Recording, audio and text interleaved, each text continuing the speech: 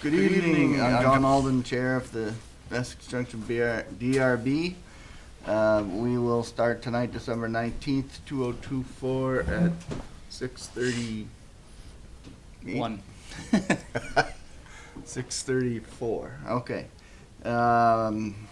Any changes to the agenda, Michael? None for me. All right.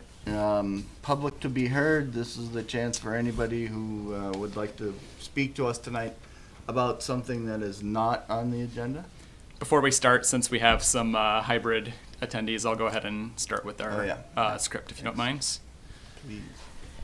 The meeting of the Essex Junction Development Review Board will come to order. This meeting is a hybrid meeting, which means that some or all of the public body is meeting remotely, and some are meeting physically at 6 Lincoln Street in the Colvard Room at Brownell Library, where the public may attend to observe, listen, and participate contemporaneously. One member of this public body or other staff is present here at 6 Lincoln Street to ensure that the public can participate if desired. Please note that while we will strive to provide means for those attending remotely to participate in the public comment period, there may be technical difficulties or reasons that otherwise prevent or interrupt remote public participation. Therefore, it is important to note that the open meeting law only ensures the public's right to participate and comment at a public meeting by attending at the designated physical location as posted in the notice and agenda.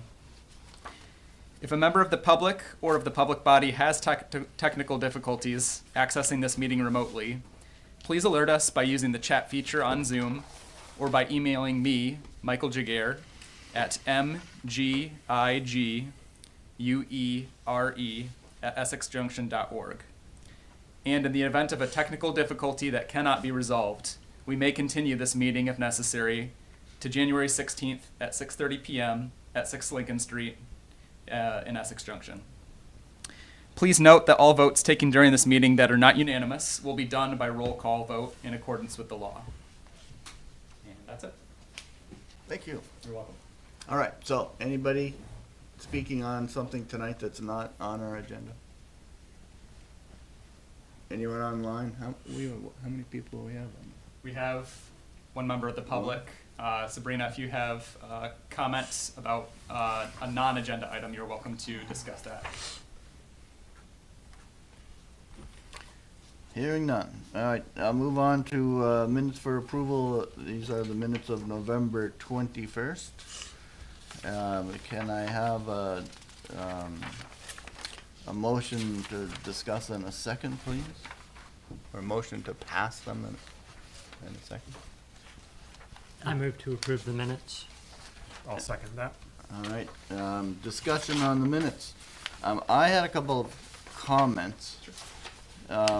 Michael, I think this one's for you. It's the motion made on page 5 relative to the public hearing on the final site plan review.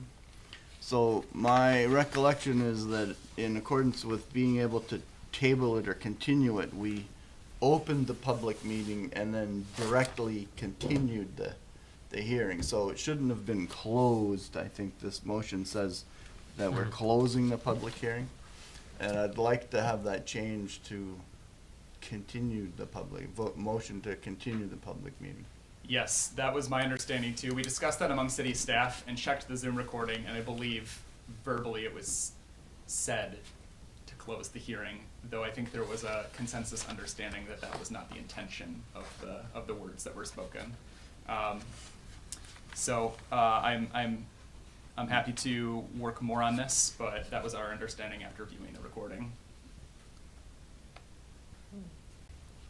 That's weird. So that was our intention. We meant to continue it so we could talk about it again tonight. Correct. So I'm going to proceed under that premise, and if somebody has a problem, they're going to have to take it up later. Yes. Okay.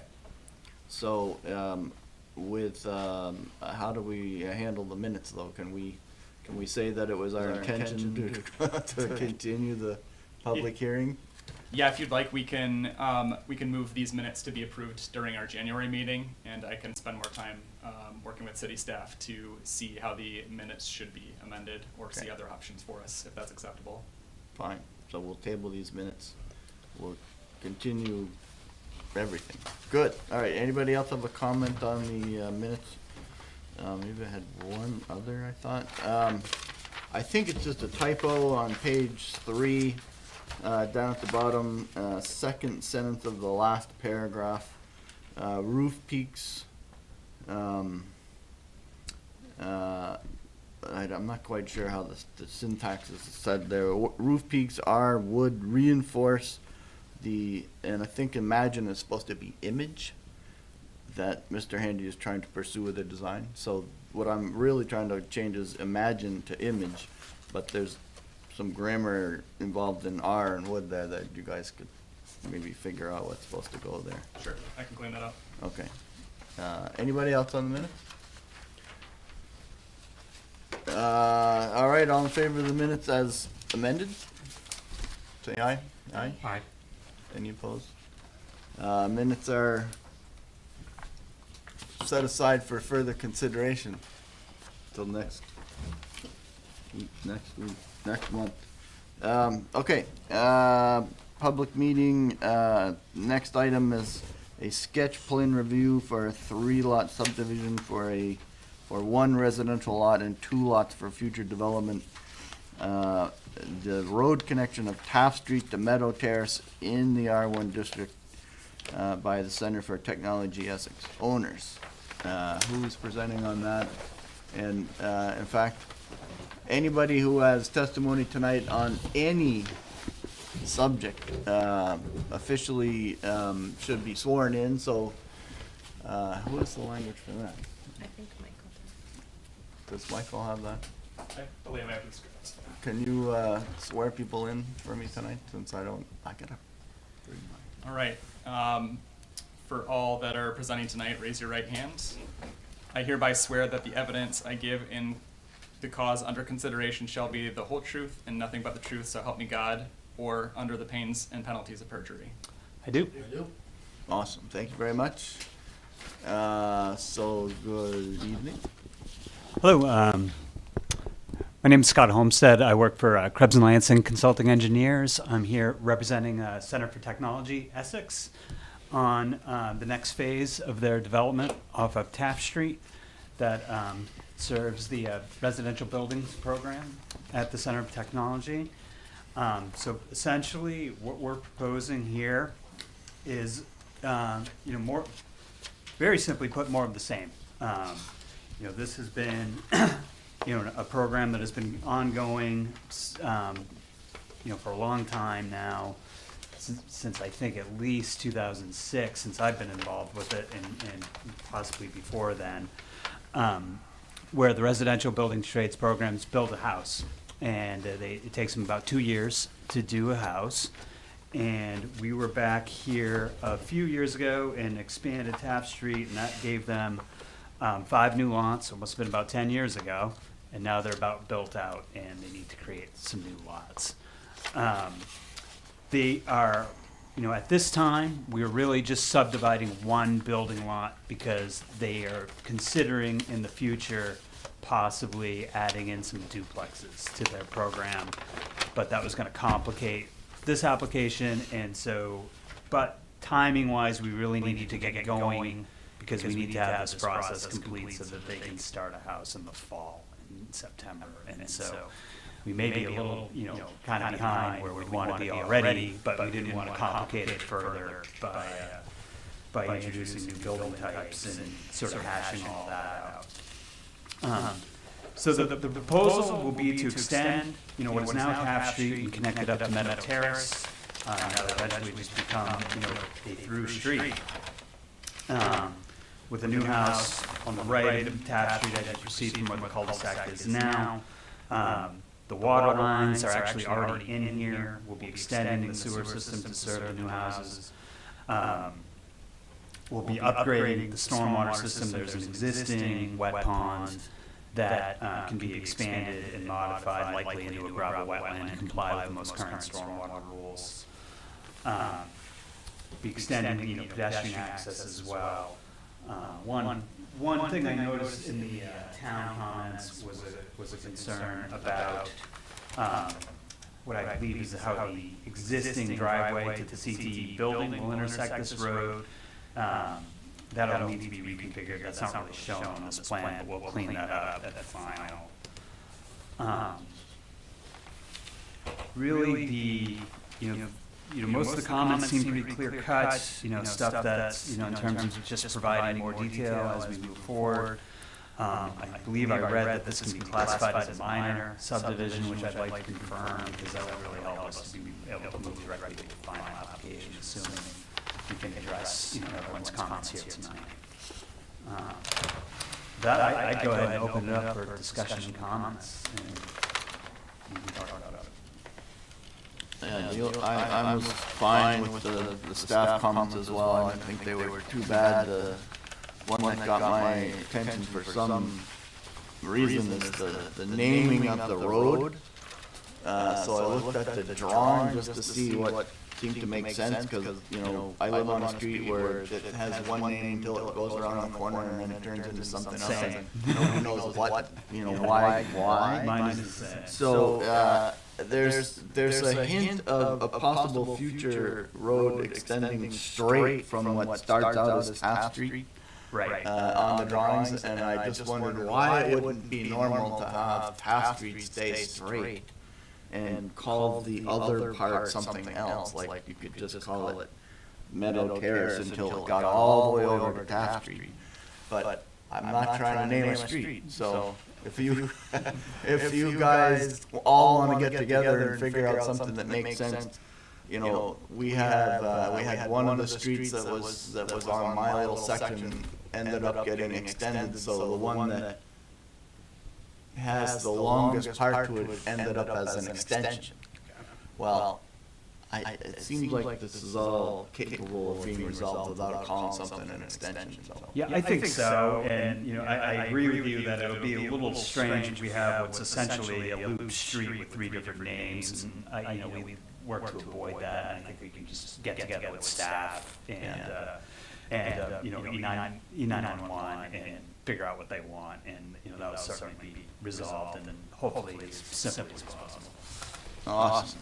The rest of the board members, anybody with questions on it? Well, you mentioned that the road that intersects with to CTE, Yeah. is that going to be on future plans? Yes, for But sure. it's- I was initially confused about the comment. There was a comment about the intersection needing to be a T intersection, and I was initially confused because it's just going to be connecting to the street rather than really intersecting it. As I was looking at it before the meeting, I kind of figured out you were talking about the driveway, actually, probably, because that's rather than the street itself. Mike, could you weigh in on that? Yeah, I think our engineer's main concern was the small portion that heads up to the school itself. Yes, that's what I kind of figured out. And Yep. so we'll reconfigure that to be a 90-degree angle.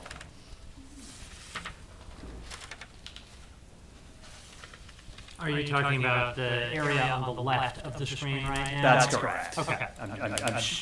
Now it seems obvious now. Yeah, it drops down to the school. It's fairly steep actually coming up there. So. It is, and so that might be an opportunity to prove it, actually. It's not paved either. It's kind of gravel. I think it's pretty much gravel. That's pretty. It's a bit of the Wild West over there. As you approach the the CTE buildings, and there's just a lot going on there. And there's a reason for it, but I think we can help formalize it as part of this. They do get some vehicles down there, some larger vehicles. Yeah. Smaller trucks and so They do. They get pallets dropped off and things like that for sure. Okay, good. And what's the deal with the subdivision naming and whether it's minor or major? I mean, if you look at the whole thing and you go, wow, they're building they're continuing to build out a big neighborhood. It seems like somebody should have called it something by now, Taft Street area or whatever, but I don't know that this particular, part of the, showing us a new lot's gonna be the camel, the straw on the camel there. I do anticipate being back before you probably within a year or two as we hash out. I don't think we want to be coming back for each individual lot. We have time pressure here. But I think, next time, we, my intention of talking with the CTE folks is that they then want to come back and like figure this out so that we're coming back in 8 years, similar to the last time rather than kind of this constant process of being bad. Yeah, you're making me nervous because I was here the last time. I know. It's a great program. I have no further comment on the application. I think it is fine, especially as preliminary. Anyone down this I end? didn't know anything about this program until this is my first time, and I think it's fabulous. It's like one of the most successful things I've been involved with. We work with the Essex folks. I personally live in Burlington, which allows Burlington High students get outsourced to this program as well through the Burlington Technical Center. One of my son's best friends is going to be involved in it next year. It's just great. I feel like it should be promoted more. Like you don't, as a resident, I don't really. Yeah. But It's a pretty neat place to visit. Inside their building, at the high school, it doesn't look like much from the outside, but you go in and they have this building where it's all like house framing all put together, but it's all like kind of random and lots, and it's interesting to see. There's a lot going on back there. I don't know if they have open Maybe a house sugar stuff, shack? but it's oh no, interesting. I know the sugar. Ag center, yeah. That's where I walk all in it. Yeah, there's good walking moves back there. Yeah, it's great. Anybody else? Members of the public on this application? I do have one 2-page letter that was submitted to me from someone that could not attend the meeting tonight, but I'll leave a moment for anyone attending online to provide public comment before I start with that. Anyone online? Looks like we have a hand raised. Oh, yeah. Greg, you can speak if you'd like.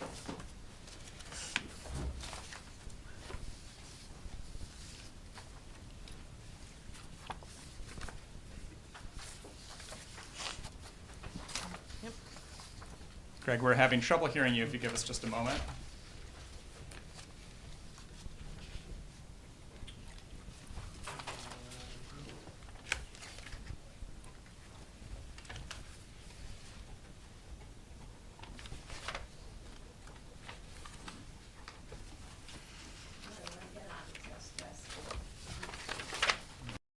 I'm going to wait for the town meeting to let us know.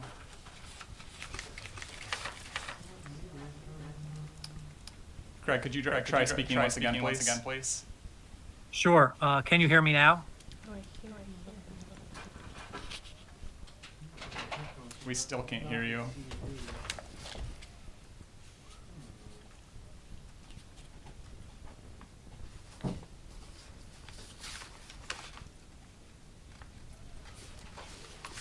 Can anyone else in attendance on Zoom confirm if they can hear Craig or not for me, please? By using the text chat function. I think you need this one. It looks like I don't know what you're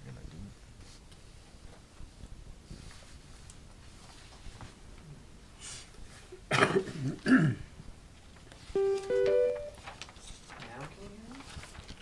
All right, do you want to try one more time, please? Sure. Can you hear me now?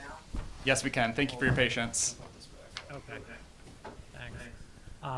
I'm a resident of 10 Taft Street. That's towards the end of the block. And I guess my question is, I see one new lot, but you wouldn't go through all of this just to make one new lot. How many lots do you foresee going in along that extension to Meadow? And will they all be one-family homes? There certainly will be more lots coming, and I think the reason we're only showing one right now is that's a little bit up in the air.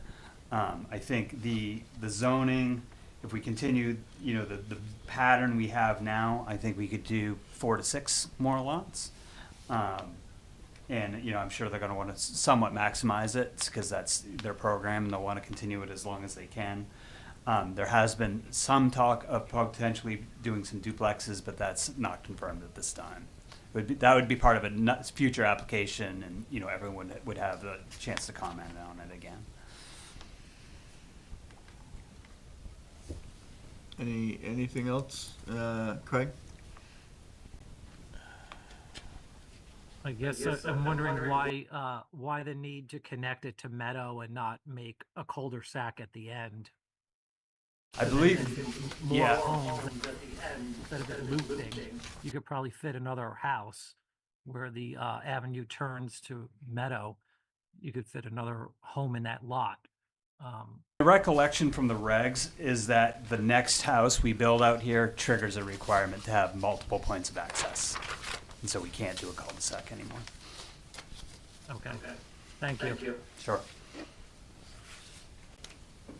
Yeah, I'll just comment that from the number of applications that we've seen over the years, some residents on existing cul-de-sacs like to keep them that way, but the regs actually are written to prevent that. Have less. So it's not really something I mean, as soon as we talk to the fire department, they want to be able to get two ways in and other emergency services as well. So that's pretty much been the standard throughout the city for quite a long time. And there are still a few outliers out there that are fortunate with their cul-de-sacs, but it's not really the design plan for that.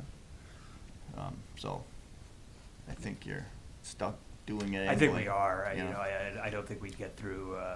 I think there's a zoning requirement, and I think certainly emergency services, as you say, would be strongly advocating to connect these roads, especially once we're going to be.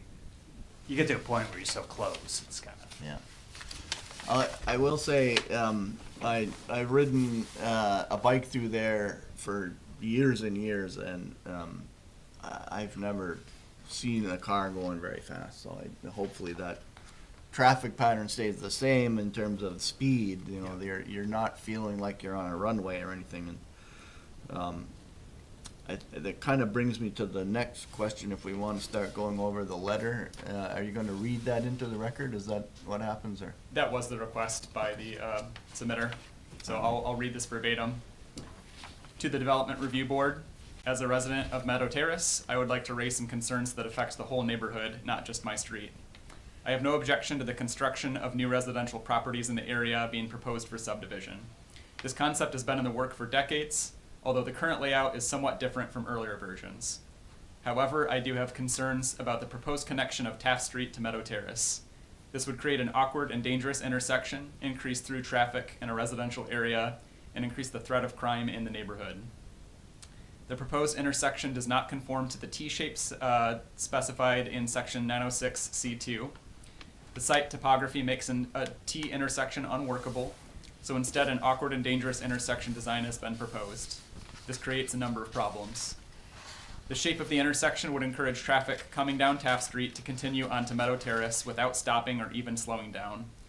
In addition, traffic coming uphill from CTE would not be visible to traffic coming down Taft, increasing the chance of accidents. It would also be difficult or impossible for traffic coming down Taft Street to turn right towards CTE, or for traffic coming up from CTE to make a left turn onto Taft Street. The proposed intersection is also very close to the intersection of Meadow Terrace and Uplands Road, which would create more complexity and confusion. As was noted in the staff report, traffic control plans have not been provided, and I cannot see any way that the proposed intersection could be made safe or workable. Section 906B3 provides, street design shall include measures to discourage through traffic in residential districts. The proposed plan would actually encourage through traffic in a residential district. In the morning, traffic going from Essex High School creates significant congestion on Main Street and Drury Drive. Turning Taft Street into a through road would encourage drivers to take Taft Street as an alternate route to avoid backups on Main Street. Those going to CTE would also be likely to take Taft Street as a shortcut. In addition, Meadow Terrace is already subject to a large amount of weekday traffic related to CTE, including heavy delivery trucks. Adding traffic flow from Taft Street would add to this burden by a substantial amount. For all these reasons, the proposed connection would place an increased traffic burden on a residential district. Studies have shown that crime is higher in through streets than in streets that end in cul-de-sacs. Making Taft Street into a through street would provide an alternate escape route for criminals. At a time when attempted car break-ins have been increasing in the area, it seems imprudent to take measures that would make the area more susceptible to crime. There's a clear alternative to the proposed connection of Taft Street to Meadow Terrace. Keep the two separated by a gate or a set of gates that would allow emergency access but would discourage through traffic. In two recent cases, Athens Drive connecting to Autumn Pond Way and Orleans Road connecting to Juniper Ridge Road, it would have been easy and direct to connect the two roads, but it was decided not to do so, presumably to minimize traffic and promote public safety. This approach clearly makes more sense than creating an awkward and dangerous intersection that will increase traffic in the neighborhood and reduce public safety. The existing emergency access road has actually helped connect our community. I frequently walk my dog up to Taft Street, and I see others walking or riding bicycles up and down the road. The lack of traffic provides a safe and friendly way for neighbors to connect with each other. Keeping the road gated at the bottom will preserve this safe and quiet character. But if it's turned into a through road, the resulting traffic will take away what has become a valuable neighborhood resource. What benefits would be provided by this proposal that would make up for the many drawbacks I have outlined? Thank you for the opportunity to express my concerns. Russ Mills, Meadow Terrace.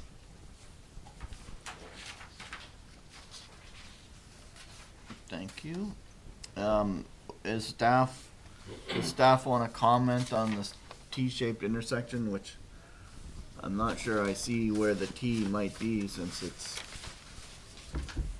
showing at the end of a drive here? Yeah, this was, I mean, based on Scott's comments tonight, that we'll work out details to make this intersection connection to Meadow Terrace more compliant than is drawn on the plans. I feel like I'm confident and satisfied with the narrative. I'll own that. I mean, that was just an oversight. I was focused on the road and hadn't really thought of that in getting an application in quickly, and I wasn't really focused on the driveway. But that's certainly something we'll clean up. We'll come back with traffic control plans. Whether we'll work with Public Works and Emergency Services to decide whether stop signs are appropriate. I don't think there's, really a speeding traffic concern here where you actually have permission to use a small, narrower road section than is typically required because we're using it already and everyone's kind of happy with it. So it's I think 26 feet wide instead of 28, which can help, with the through traffic. And we also have, pretty tight turns. So this won't be a runway of a road at all. And it's a through street in that you can get from one point to the other without having to turn around, but it's not really a through street in terms of it's not a shortcut to anywhere for anyone. So, I see it more of as local residential traffic. People who live there, I'm struggling to see people choosing to go over there on purpose. But I think it's going to be 90. Maybe there'll be some curious people, and there is the the cars that would be going to CTE, but other than that, I think you're looking at basically just neighborhood residential traffic.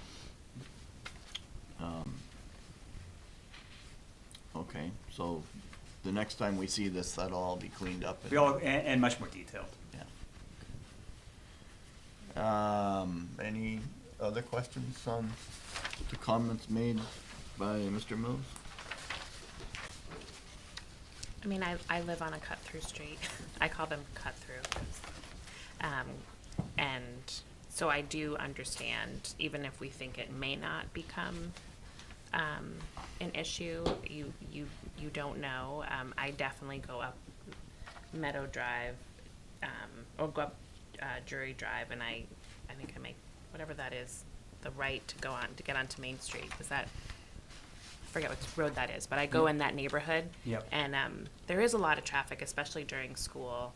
And the curve, it is hard to see cars coming, and there's lots of students. And then people making that left, or I think a right off of Main Street to go into that neighborhood to get to the high school. Yep.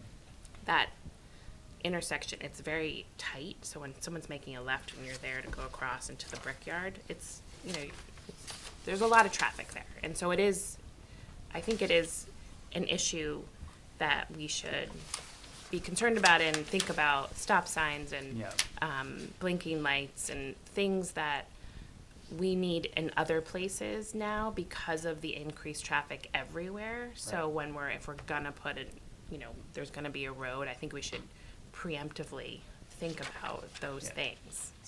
Sounds like there's an existing issue perhaps that we should make very well sure that we don't make worse. Exactly, And yeah, we would endeavor Yeah. to do that Yeah. for sure. yeah. Do you have a response to the suggestion from the author, or maybe it's the author or the person who spoke earlier about the idea of not creating a through street, but having a gate or something that would allow emergency services to access? I'm not personally opposed to the idea of a gated thing per se. My strong suspicion is that other folks will push back hard on that. I think I think emergency services will want that gates are something to be used, but at the end of the day, if ambulance driver doesn't want to get out and lift up a gate, they just don't. So I think that's probably going to be a no-go from emergency, from fire, ambulances, and police would be my guess. Makes Yeah, sense. we spent a long time talking about the one at the end of Athens Drive before Yeah. they determined what the connection would be over to the whole other side of town. Really, there was Yeah. that's a big cut through if it's open. Right, and it was also crossing a wetland. Yeah. So there were issues, with So- minimizing wetland disturbance over there. There was a lot more going on there than Yeah. there. So this, I don't think this gets close to that same bar, of challenge, but I think if we can figure out how to sort of keep traffic calm in there, and if one stop sign gives you enough of a headache that you decide you're not cutting through there, or it slows you down, maybe that's something that you can work out with staff, and we'll see what happens there. Yeah, for sure. Good. Anything else on this application from the board members? Anybody else in the audience? All right, I'll close the public hearing. Any further discussion at the board level, or can we entertain a motion to, I guess we have to approve the preliminary application and come up with our findings before they come back with the final plan. That's correct. Yeah, with the platting of 5 or fewer lots, it's considered a minor subdivision, so this would move to the final approval level. So Alright. can we motion to approve the sketch plan for the proposed 3-lot subdivision and road connection of Taft Street to Meadow Terrace? Is that You the- may, I is would, that I would the- include all the proposed conditions And the conditions. And it already includes detailed geometry and traffic control plans for the new intersection, so I think we've got everything covered, so. All right, do I hear a second on the recommended motion with proposed conditions? Seconded.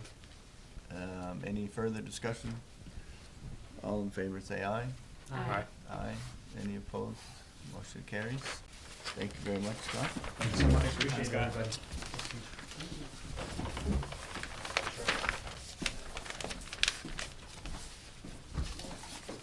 All right.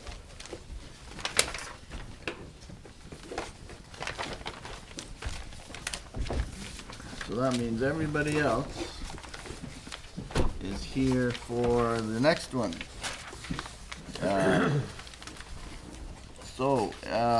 Number 5, this is the final site plan review for construction of a triplex with parking at 162 West Street in the R2 district by Franklin South LLC owner. This is a public hearing. I will reopen the public hearing based on the concept that we continued it at the last meeting. And we'll pick up where we left off. For those of you that don't know, this was presented as a preliminary and was warned to go straight to a final, but we weren't quite ready for that, so it got opened and continued. And this is the continuation of the final site plan review for the proposed project. And, looks like we just have one presenter today. Gabe's not here tonight. Yeah. So we've read all of the information, but probably, maybe just, update us with, or walk us through your updates and. Yep. Yeah, great. So I'll start off by saying that I'm Greg Dixon from Krebs and Lansing Consulting Engineers, and I'm working on this project at 162 West Street. Last time we were here, we sort of discussed what the plan is. It's to remove the house, which has already been removed, and build a triplex. All the parking will be in the rear, and there's a driveway that goes around back. Each unit will have a front entrance in the front. And last time we were here, we sort of discussed a few things that we wanted to do some due diligence on in order to come back and take a look at this again. In the month since we've been here, we did the boundary line just the boundary survey, which was supplied to the city, as well as increase the width of the driveway for a short section to allow two cars to kind of pass each other on that driveway and not kind of hold up any traffic in any way. We also moved the driveway 2 feet from the property line, added quite a bit of fencing around the whole parcel. We switched up some of the landscaping, as well as reached out to a landscape architect and took in their advice as well. We also provided a lighting plan that was done by Green Mountain Lighting Services, I believe they're called. And added some more detail on stormwater, grading. I think that's about it, but I would be happy to sort of discuss any of the changes and anything I might have overlooked. Thanks, Greg. Yeah. Board members? I do have a question about the lighting plan. The city had a comment about the color temperature and the potential bleed over. So yeah, I saw those comments. I supplied them back to the lighting Okay. manufacturer, and they did submit a new plan. I'm Okay. not sure if Michael got that to everybody. I sent it on like Monday, I think.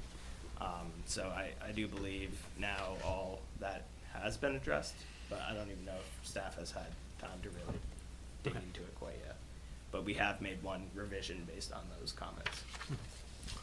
Just on color temperature or bleed over? I don't know all that much about lighting, but I believe, I gave him the list of comments. And I that think the bleed staff over took. part will be established on the photometrics. The color temperature is more of a, preference on, sometimes it equates to brightness, but it doesn't really. It's more what color is the light, and we measure that with in Kelvin, with numbers, so we, if you tell me what number it is, I generally know what to expect for color. I'm sure it's written in his documentation, but. Yeah. But Michael, do we have the updated plan, or do we have, So yeah, the updated lighting plan has been submitted. Our city engineer has not had time to review the submissions since Monday, so we could add that as a condition of approval to have the lighting plan meet city staff's satisfaction. It may be covered by proposed condition number 1, that all staff comments shall be addressed to the satisfaction of city staff, but would be open to more input on that subject. I do believe he approached and made an effort to look at all the comments from city staff and do a change for them, but I think the project would be more than happy to continue those conversations if there's additional requirements. Yeah, I think I just want to underline that it's important to be sticklers on this precisely due to the lack of expertise.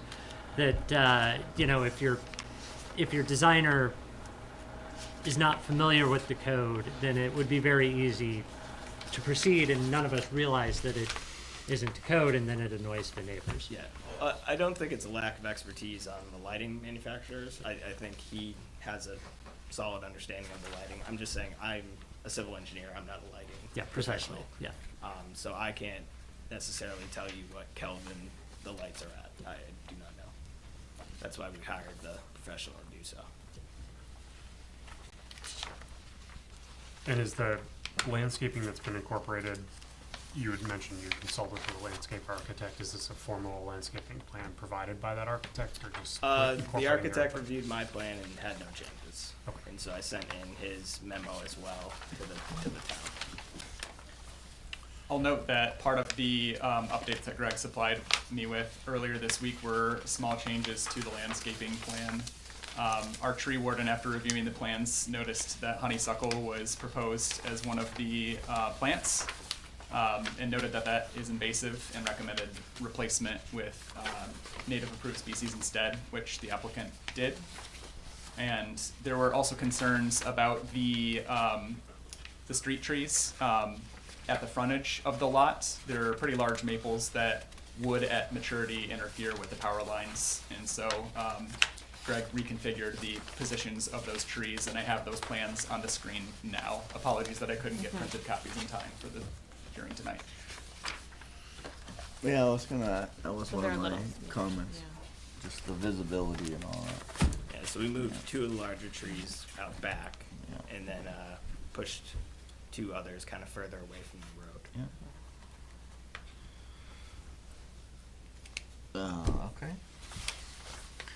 And we had seen quite a few waivers in the first round. A number of those have been eliminated or minimized. I think we're only arguing or looking at a waiver for 6 inches now or something, 11 inches. That is awfully small, waiver request now compared to what we were looking at before. So I think you seem to have done a pretty good job with that.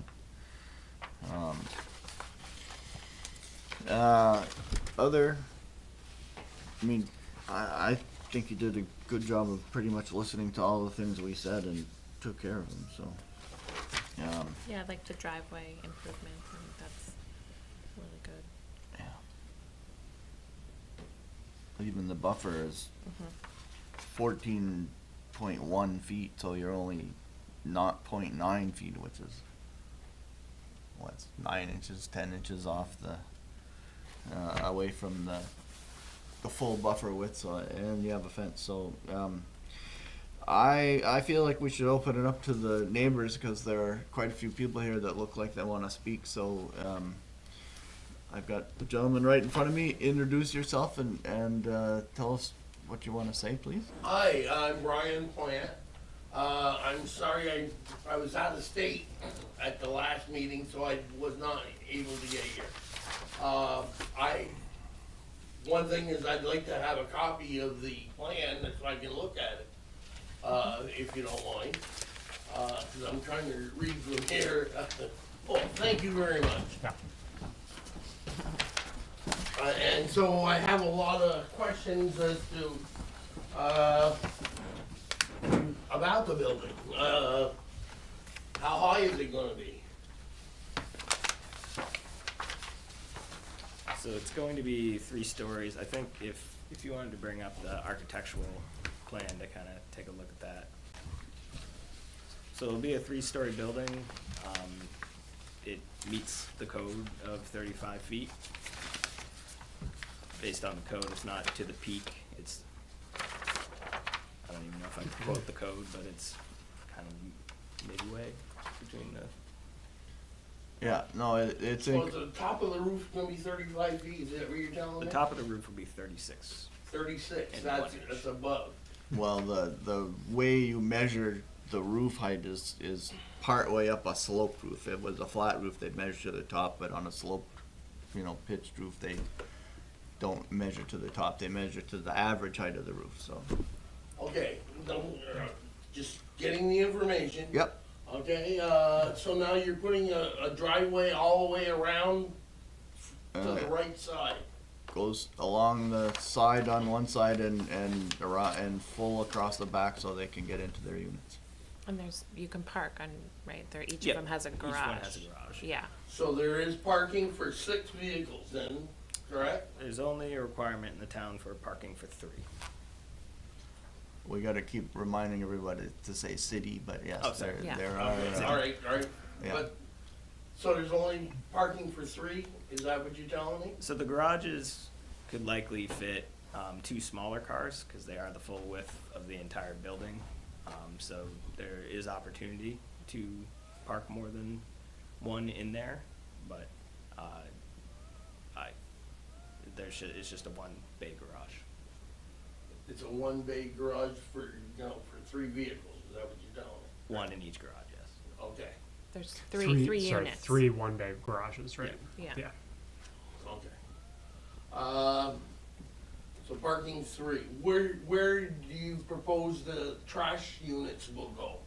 So these will be privately owned units, so each person will just take care of their own trash, probably with residential buckets that either they can go to the dump or they can get Casella or something to pick up there. Okay, so these will be all privately owned, Yes, each individual one, yes. okay? Because that's, I mean, I'm across the street, I don't want trash coming over onto my property as it has since the building's been gone. But, all right, and I see you're going right up to Mr. Stevik's fence here on the, left side. What are we doing there? So we are still 2 feet from the property line. There's a little turnaround to make it a little bit easier for that last unit to get out of their garage. Okay. So to get out. I'd like to address that question. Okay, well, yeah, you're more than welcome, Gary. Let me finish here. I noticed we were talking about lighting. Am I gonna have, an airport, runway lights coming across the road at me? Not Or allowed. what? I mean, are we keeping it, Yeah, so lights like this are not allowed, they have to be okay. down-facing Thank lights. you. Yeah. Thank you. I just wanna make sure we're okay at it. I don't want them coming across at me. Okay. Lighting will be down. Okay, thank you. I was gonna ask you the width. Do you happen to know how wide and the length of the thing, Like, of the building? I believe it's 66 feet wide. I've got 66 on the architectural. Yep, 30. So it's 30 feet deep and 66 feet wide. Thank you very much, I appreciate it. But it's gonna be up 36 feet, jeez, that seems awful high. All right, well, let me look at this, I mean, I'll let Mr. Stevick, Sure. while Mr. I'll take an eyeball here. Take a look at those, let us know if you have any other questions. All right, thank you very much, I appreciate it. Mr. Sevick, would you like to keep Hi. going?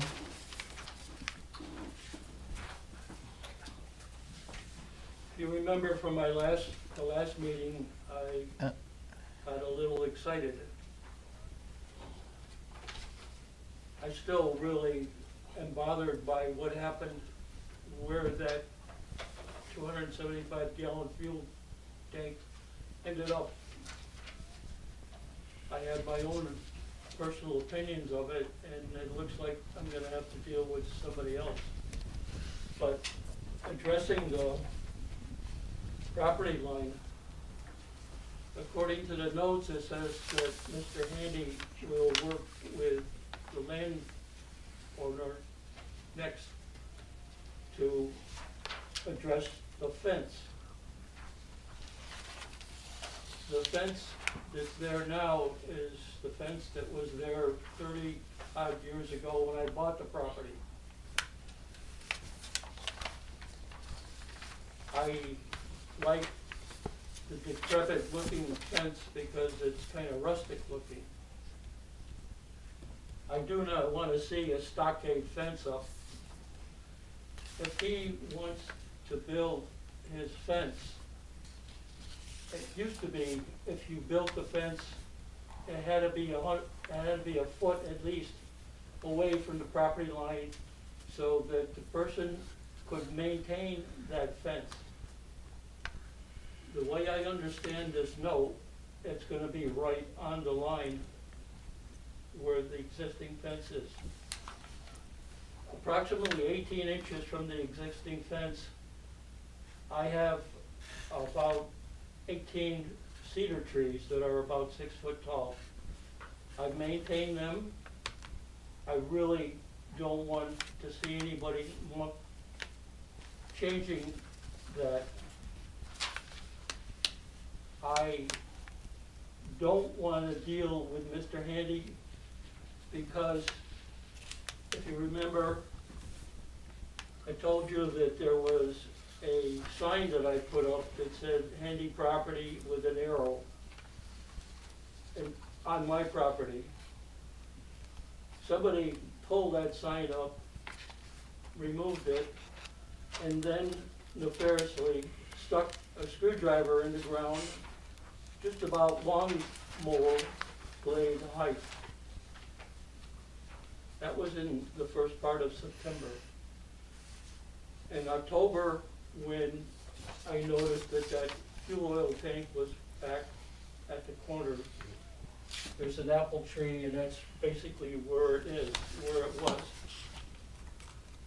Mr. Handy said that he was gonna get a plug for it. In other words, the tank was not sealed. For about 2 weeks ahead of that, I could smell fumes. The next day, after I had the conversation with Mr. Handy, the tank disappeared. Where the cellar holes, where the holes are in that property, there's one where the original house was, and that's where the tank resided. There's another hole closer to my property that for some reason the excavator dug. What I saw the next day that I had the conversation with Mr. Handy, I believe was October 2nd. The tank was gone, the excavator had been moved, half of that second hole had been filled with green cedar and pine tops.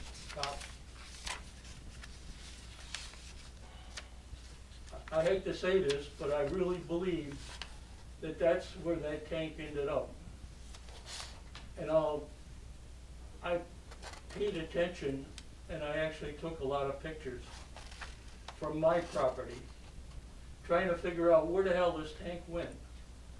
I never saw a truck leave with a tank in it, but an excavator can squash things pretty tight.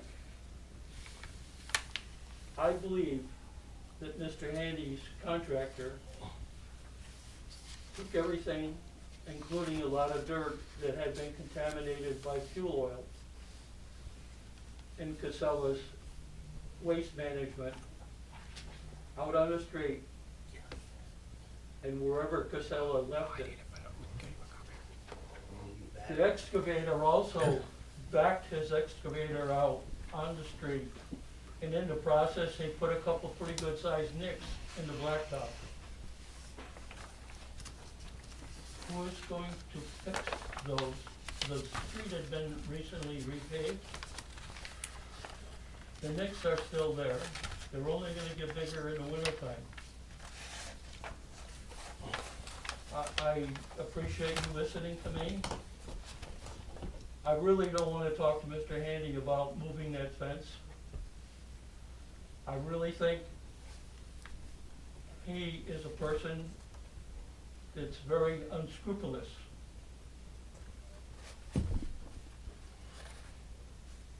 I really feel sorry that you folks have to deal with a developer that built a 5-story building on Pearl Street, and then says, well, it's there now. How did he not know that there was a limitation for 4 stories? I don't know what to say. I'm dealing with cancer. I can barely hear sometimes. I don't know how much longer I have, but I was really hoping to maintain the peace and quiet that I had in that little section of property there. I'm not looking forward to having an excavator digging up the foundation for this triplex, dealing with the trucks, and I don't know if I could take that anymore. I'm sorry, I'm at a loss as to how this guy could con the city of Essex Junction multiple times, plus Burlington, and still get away with it. Thank you. Thank you. Can I go to, there's one other person that hasn't spoken yet, but No, that's all right. Diane, do you wanna, I do. Diane Clemens. and then we'll come back to you. I saw the elevation Yeah. and the description of the siding that is going to be on this building. And I'm not so concerned about the fact that it's gonna be 3 stories tall, because this area does indeed allow 3 stories tall buildings. My concern is the first floor battens is out of character for the neighborhood. As far as I can walk in that neighborhood and on that street. So there are no houses that have battens like that. And given the neighborhood is mostly siding of some type, New England style siding, I would request that the DRB consider requesting that siding be put instead of battens, to keep it in character with the neighborhood and the houses up across the street and next door. Any other comments? No, I'm gonna let you do your job. Thank you. I'll respond that board and batten is extremely common in this part of the country, and certainly Vermont, and it's probably one of the earliest forms of siding available to us. And the fact that it's not on your particular street isn't exactly swaying my heartstrings for why it shouldn't be there. I think regionally and locally is a very common and acceptable material, but if the applicant chooses to put something else on there, it probably is okay, but it may in fact make the building look more homogeneous and taller. I was surprised walking down that street actually how many different forms of building were on the street. I hadn't been all the way down in a long time, and it was very educational. So I think I know the house across the street, right? So that looked actually fairly similar, right? It's a, Yellow? I can't remember what color it was, but it was a building with 2 stories facing the street running sideways. That's One not story. yours? Okay, so I'm thinking of a Single-story. different one. Big huge ranch. Because really what's not common, well, it is common, so they're all common. The buildings facing the street with the long side of the house versus turned and facing with the gable side of the house. Just depends on what your neighborhood, this neighborhood has them both. So anyway, I appreciate your comment. I'm not sure it's something that we can require from the applicant. The applicant sounds like they would be amenable to trying to make sure they're a good neighbor. They may choose to do something. We can suggest that the neighbor listen to the evidence and testimony that has happened tonight and try and make people happy instead of ruffling feathers. As for some of the items about, how things were demolished and what was left in there, I have no idea how to deal with that. It's not, again, it's really not something this board, and I know you don't want to hear us say that, but it's not something this board has any purview over. If they're if somebody buried an oil tank on site, that's not good. And there are agencies that should be involved to figure that out, but it's not here. I can suggest that staff put appropriate energy into figuring out how to make sure that the normal and customary rules are observed and enforced for this kind of thing. I mean, you can kind of go test soil anytime you want and figure out whether there was an oil anywhere near. It's very volatile, stays in the ground for a long time, doesn't take much effort to discover that you had a leak or a contamination of some kind, and that's it can be a pretty serious event. So I'm going to leave that to staff and their capable hands for whatever the appropriate responses to that. And we'll deal with this application as it's before us, which I will say on behalf of the applicant is doing something that the state is desperately promoting right now across the board, and which is more infill housing, more housing where you can put it. The fact that it's a triplex and not a duplex. If it was a duplex, none of us would be here tonight. No, I wouldn't. It would be administratively approved. So the state has also basically said anytime you're they're trying to get us to have a little more density where we can do one, we can now usually do four. So the fact that where we are proposing two, we're doing three is an incremental jump, but it does trigger some things in our rules which are not, it wasn't intended for really. Like, do we really think there's much of a difference between a triplex and a duplex?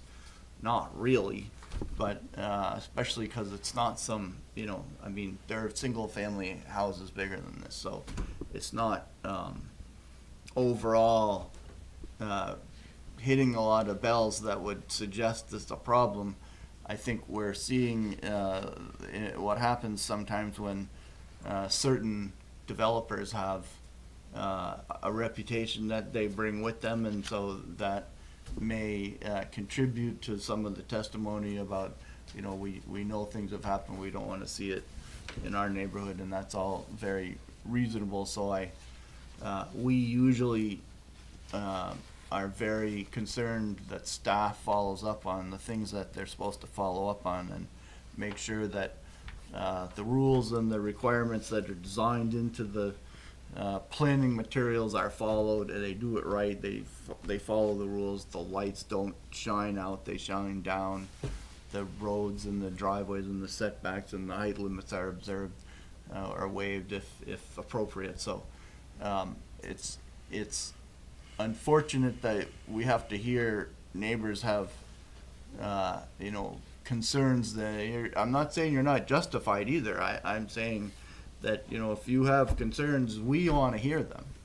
And it's perfectly appropriate to come to these meetings and tell us, so that we can be aware and we can be extra vigilant when we make rulings, because the city is actually promoting just this kind of thing in just this kind of location, and we have to decide whether or not there's enough there to say, you're trying to do too much or you didn't do it right. So, thank you. You had another question, maybe? All right. Well, I know Yes. I probably used up my 3 minutes. But, No, you're fine. But, I've looked at the planning. Thank you for letting me do that. Again, I got a few things I want to mention. I see you got spots for snow, for where they're going to stack snow. In the past, in many years, that whole backyard has been flooded underwater. You have the church parking lot right behind there. Well, they push all their snow to the end, and then it melts down, and that back end of that thing has been underwater in the past. Hasn't done it in a few years because we haven't had that much snow. But I just wanted to mention that. Number two thing I want to mention, I'm going back to the heights. I hate the heights. If it was a duplex, I wouldn't even be hollering. I use regular antenna TV. Is this gonna mess up my TV being so high? I don't know. The other thing is, a neighbor on the other side of me has said if it's gonna put a 3-story building there, he's moving out. He's moving to Texas. You don't wanna be around there with a big building. He says it's gonna block the sun, the afternoon sun in the west that we get. It'll be blocking that, so we won't be getting that. That's the end of my comments. I thank you for, putting up with me, and, Thank you very There. much. Thank you. Thank you.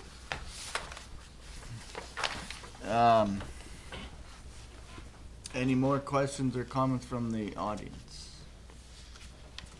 Anybody online still looking to make, I know, so we lost our other person. No, we have no one else online. Okay.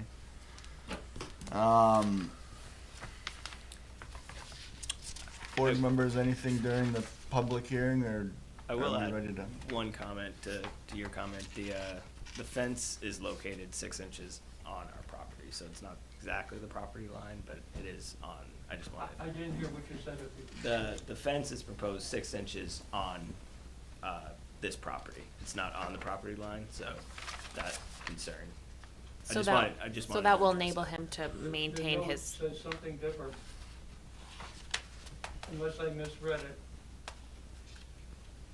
it. The note says coordinate with you, yes, but you mentioned the fence was on the property line. It's just 6 inches inside of the property line.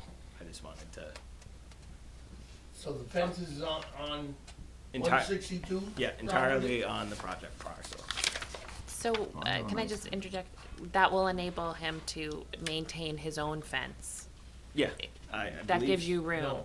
No. Not really. No, No. because that fence, he's saying the fence is already on 162, it's rather than on 160. Well, the But existing that's fence. what you want. Yeah, the That's what he existing wants. fence is pretty much on the property line. This new fence could be constructed and leave that fence in place. Oh, okay. Yeah. So it's, You're gonna yeah, leave so your his fence will be there. alone. Yeah, They'll leave your fence and your cedars, they're gonna put another fence inside on the other I property. understand. Okay. the coordination note was so we could have this conversation that if you wanted that fence to remain, it can, and we can even probably move our fence 8 inches onto the property. Gary's hard of hearing, Yeah. so. Yeah.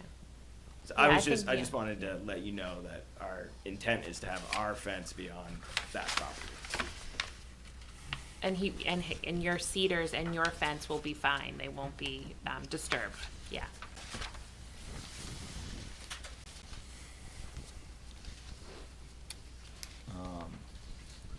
Anything else? I did want to voice that I share Diane's concern, and I also defer to John's architectural expertise. Effectively, I just want to make sure that that you're not simply porting over a design wherein the bottom floor was clearly an underground garage, and now it's going to be above ground, but would still obviously be a garage. That I think would be keeping with the neighborhood if it appeared to be the first floor. I think that is our intent, and that was the That's a good intent point. with adding the sort of the front walkways, Yeah. stoop, and having the overhang. Is that in actuality we'll try to from the road mimic just a 3-story building with Okay. that being the Yeah. first floor. I did take a note, and I will share it with the architect. Do we have purview over the facade, really? No, I will note that there are some districts, such as the Design Review Overlay Districts in the Village Center, where the DRB has much more say over architectural detailing and materials. Residential to the district where this property is located is not one of those districts. I guess I would, we could make a recommendation, and I think the recommendation, for me, I happen to love board and batten, but the point is that grade level story, which is not the first story. It's sort of the European version, right, where the first story is really the next one up. That story could be better integrated into the overall package here, and not just chopped off as a a separate material without really that much connection to the two above. I would say at Does the that same make- time, yeah, I hear you. I do share your concern a little bit that, and appreciate the intent of the applicant to sort of break that up and not have it just look like a extraordinarily tall building. Having different facades may help with that, but can also appreciate that may be a personal preference for those that are going to be looking at it more. I think the idea of having staff provide a better, or provide more information that I can bring to the architect would be fine. And I'll also say that True Board and Batten has a different pattern than this. If this ends up as T111, I'll be upset. Board and Batten would be appropriate for the whole rest of the building, but it should look like Board and Batten, not be T111, which is a cheap imitation of something to have stripes in it. So, I don't, to the extent that we have any purview over the elevations, I would make a lot of suggestions to the execution of this when it's all done. That first story, the grade level story, does deserve to be just as well treated as the rest of the building. Okay, good. All right, so I think I'll close the public portion of the hearing. We can deliberate. Ongoing comments and concerns by board members, please. And I'll suggest that we take the information that I've heard tonight and apply it to the several variances that are still necessary and to the recommended motions given in the staff report. I think there's and I just want to make one clarification that when I read the note on the waiver for the side setback being 14 foot 1 inch, which 14.1 inches, which is only a shade less than the 15, that's actually applying to where the driveway goes through, right at that back corner. So it's not the side up against the fence, which is actually proposing the building at the 8-foot setback, which is the required setback.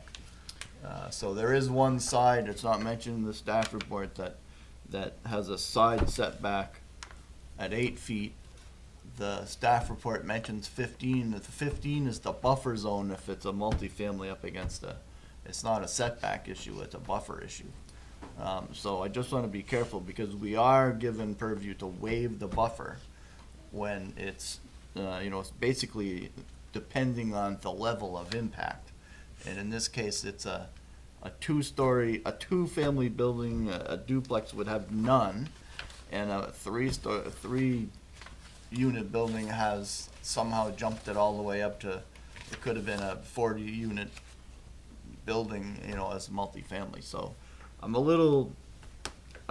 very tempted to say that it's appropriate to add the fence, have the landscaping.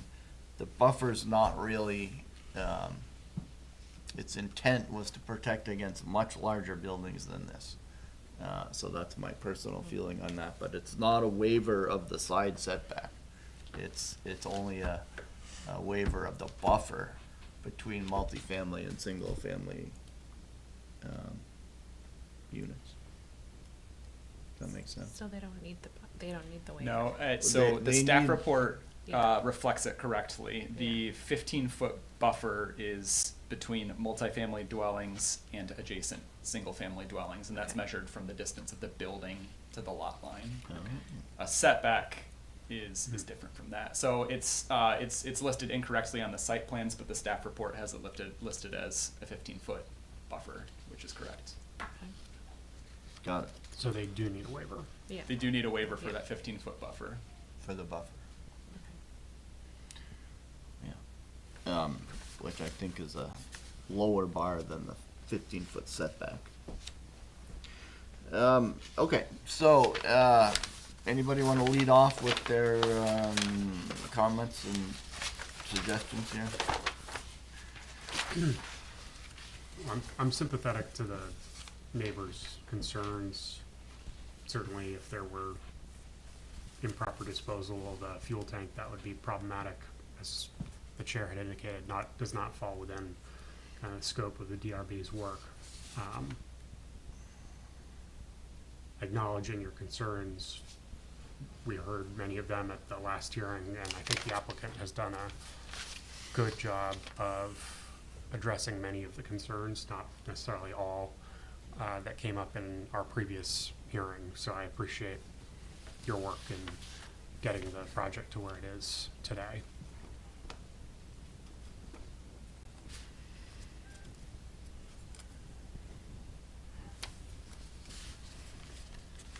I wanted to follow up, if I may, as well, on Luke's comment about lighting. I checked the updated lighting plan that Greg's consultant submitted.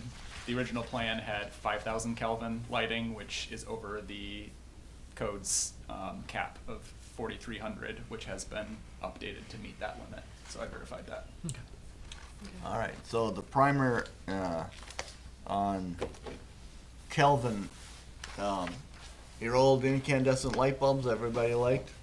Edison designed them, right? Those old ones, or 2,700 Kelvin in color temperature. So as the number goes up, they get whiter, right? So that was a very yellow light.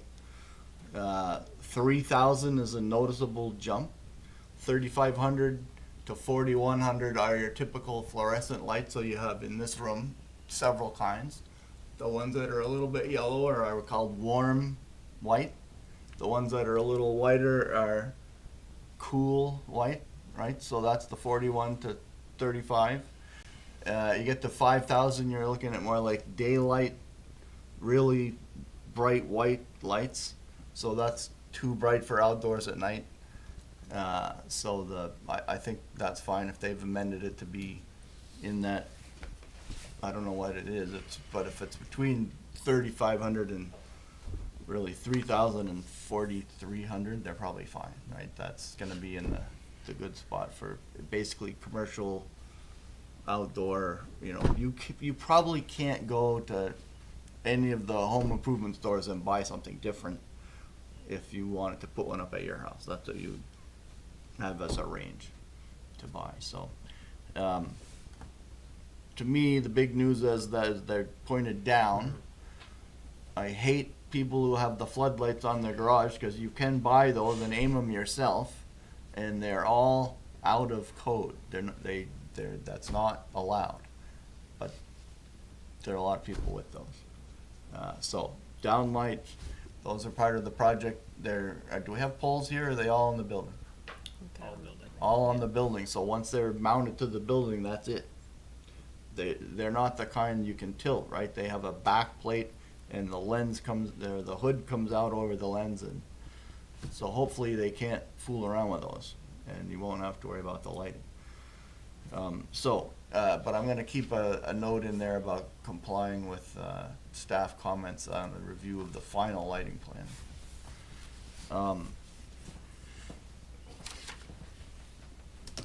I'm sensitive to the tree planting plan. I know the landscape architect that assisted with this plan. He's usually very careful with the invasive species and so on, so I'm not sure what's going on there, but my notes to myself are that the plantings should be acceptable to staff, and I'm sure they'll be happy to work them out. If you've moved the larger trees back farther and they're no longer a threat to the utility lines, maybe the tree warden is fine with them, but the tree warden and our tree committee and others that are reviewing this for us on a regular basis should have a go at this, and that if they're happy, we're happy. Absolutely. There was some discussion about cost of landscaping. That sugars out when we know what the cost of the project is. And I'm going to assume that staff will keep track of what the appropriate percentage is, and I think there's still a way if the indicated dollar figure of landscaping here doesn't meet that level, I think there's a fund that surplus goes into. That's right? correct, yeah. Like it's like buying energy credits from somewhere else, right? Same idea. Yeah. All right. So to the extent that needs to happen, that's a staff thing. I think the landscaping is reasonable for the front of a development. If there's opportunity to add landscaping and that is something that he works out with the neighbors and it makes them happier, I'm all for it, right? I don't need the money in the bank. I want the neighbors happy with the landscaping, right? Because you're all living there. Let's see. We talked about almost everything else. Snow storage, Greg, I'm gonna put that one back in your court. If water's coming onto your property from the neighboring driveway and snow plowing arrangements, that seems like something that you're not supposed to do to somebody else. So, if that's a pre-existing condition and y'all know it's gonna flood you, you have created a depression there. Yeah, it's So- about a foot deep, so that could help. I haven't noticed it yet, but again, I haven't. I thought, no. In theory, no, but we know what you're gonna say, which is that's not enough. So if he wants to do a little more there. Cause the next house over, the yellow house at probably 64, their backyard is humongous. That used to get flooded as well. I mean, there'd be a foot of water all over their yard as well as the backyard there at 162.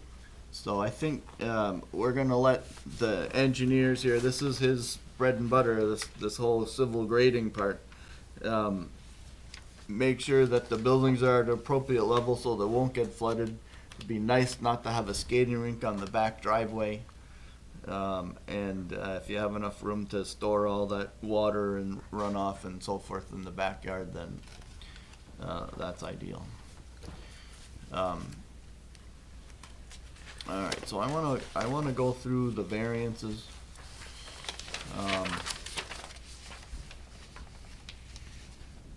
Those can be found succinctly on page 8. I thought you put them all together for Yep, us. page 8 at the bottom.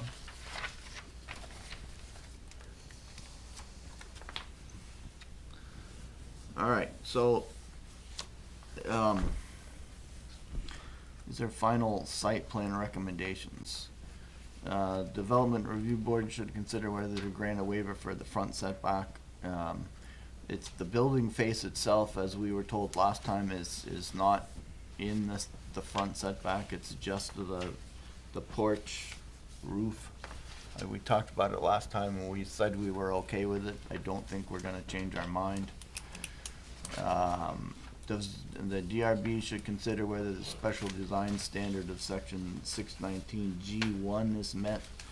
I believe that was in keeping with the concept of fitting in with the neighborhood. We've talked about that.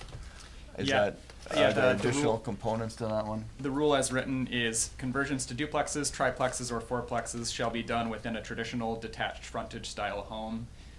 During conceptual, this was quickly agreed upon by the board. I resubmitted this because there were updated architectural drawings submitted for consideration. And I believe they made a few tweaks that were consistent with our recommendations, so I think we can say they continue to be in compliance with that. This is number 3, the DRB should consider whether to grant a waiver of section 705B2 allowing for smaller than 15-foot curb cut for a smaller 15, so the requirement is actually for a 24-foot curb cut, and we've allowed them to go down to 15. I think that's a reasonable compromise. The idea is that if there was a vehicle sitting there waiting to turn out onto the street, you'd still be able to have a vehicle turn in. I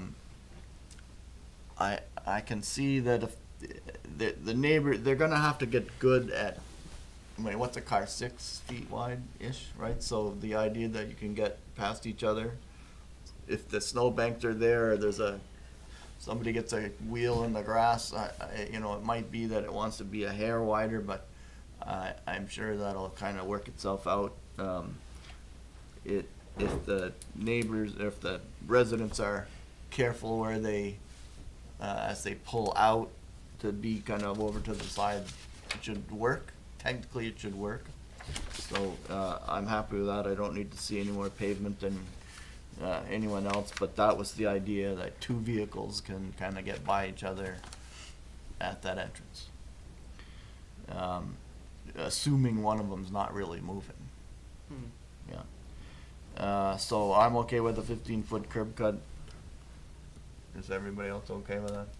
Yeah, I mean, looking at the code, it seems like it's just a automatic trigger to be looked at by the board. Certainly if they were talking about more than 3 units, it might trigger more of a conversation, but I can't imagine that there's gonna be heavy traffic with just 3 units.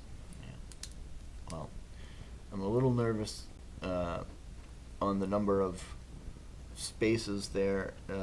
If you got a car in the garage, if somebody happens to have a second car show up,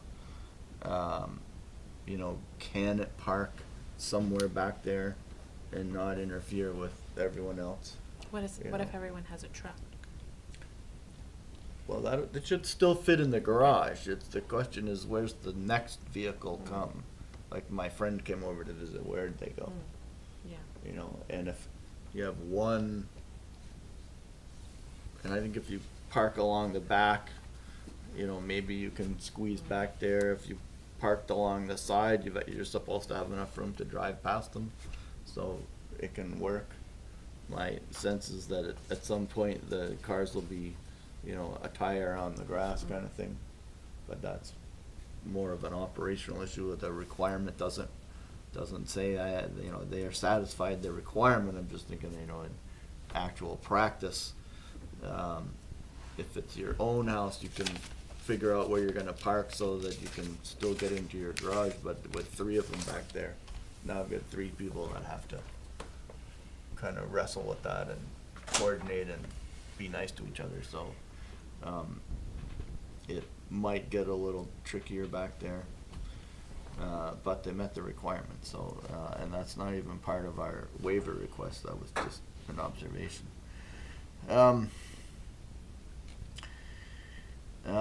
So the DRB should consider whether the variance request granting relief from 15-foot buffer. I gave my impression that that's adequate with a fence. The fence is inside the property line to allow the neighbor to maintain and keep their own fence. It shouldn't impact any of the neighbors' hedges or other planted material. I don't see that you're doing a lot of grading back there. There's a big swale happening.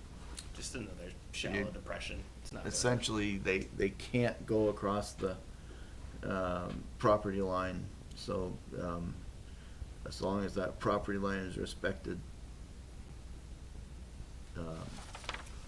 I think that's fine. Anybody else on the buffer? I guess I noticed that the fence you're replacing is a woven wire. Do you have a sense of what the replacement fence will be?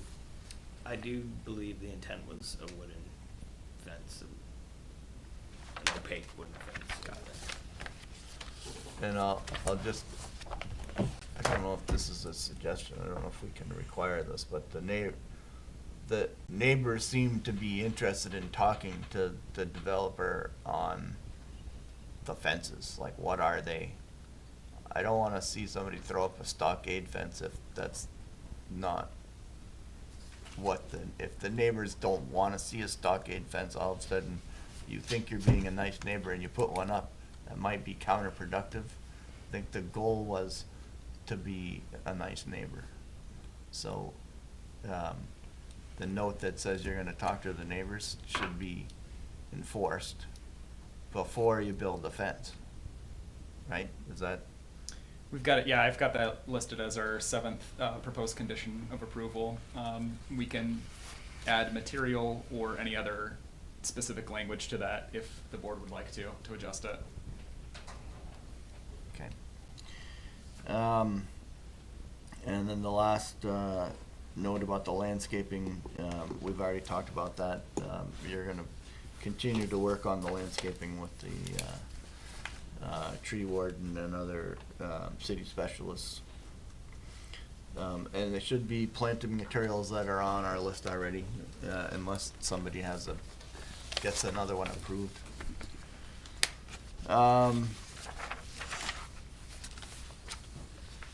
Who's making a motion? And are you ready to make the recommended motion? Did you give us a recommended motion? Yeah, I this don't time? see the recommended I motion. did not include one on here. So I think the motion should read that the DRB is approving this with the variances granted as listed and the proposed conditions as listed. Anybody willing to make the motion? I would move that the DRB approves the application with the variances granted as listed and the proposed conditions as listed. Second. Second. Or did you second? I did. Sure, I second. All right, any further discussion or any modifications to the proposed conditions?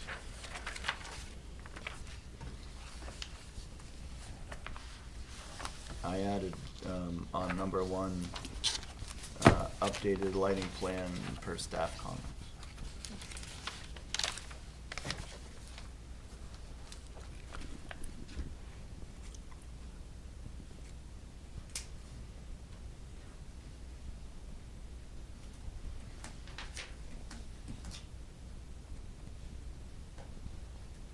Yeah, I think the number 7, the coordinating fence construction and maintenance. Coordinate isn't quite maybe add something to that, shall review the proposed fence construction and coordinate with the neighbors. Because I don't wanna see it happen. Hey, we're building this, here's what's they need to really make an effort to work with the neighbors is the point, okay? What about applicants shall make good faith effort to review and seek approval for fence construction design materials, something to that effect. Sure.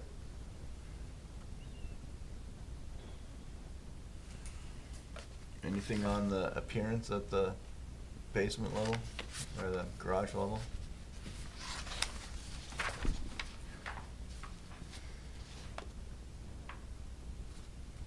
I don't know that it needs to be stated per se. I don't know that we can state it per se. I think Yeah. you've heard enough, right?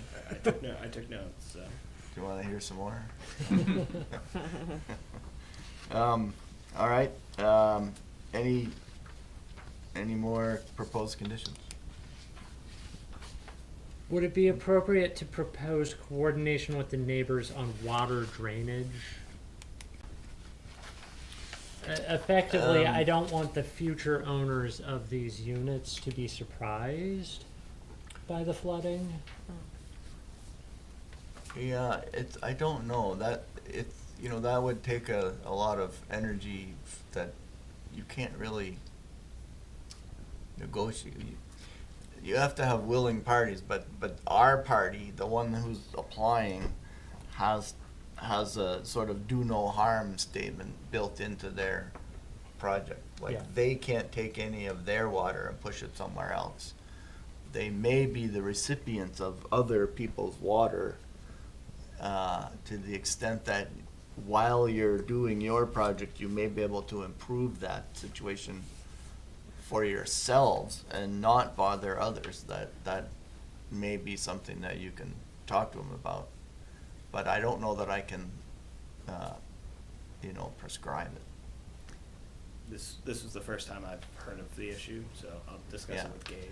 It could be, it's seasonal, and then we've had some weird, it hasn't been that much snow recently, but It's likely when the there'll snow, be a time, right? So, It's likely when the snow melts and the ground's frozen.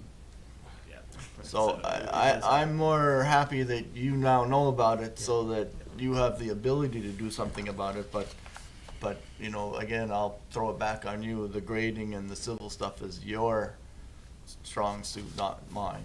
I can just say, hey, we just heard anecdotally that there could be an issue, and if you want to consider that as you move forward, I don't know if you have to revise a plan and submit it to staff, that's fine with me. All I can think of is you would make the slight depression deeper. Or put under drain or something like Yeah, that. well, take it somewhere, sure. But there's you putting in infrastructure that you're using to improve your situation because it's being impacted by others. Yeah. It would And never go into the building, because the building sits higher than the street. Yeah. So it would run out to the street. Run out to before the it would street go to the first. building. Yeah, so that's the good thing to know. All right, so I'm not gonna add anything. So do we have any more proposed conditions? All right, are you ready to vote? All in favor of the proposed motion with variance conditions granted and other conditions as amended, say aye. Aye. Aye. Any opposed? Motion carries. Thank you very much. Thanks for clarifying. Thank you. Thank you, everyone, for your comments. We'll be watching this one closely.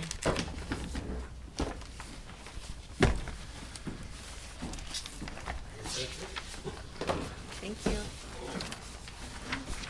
Thanks for coming in. Talk to you tomorrow or something. All right.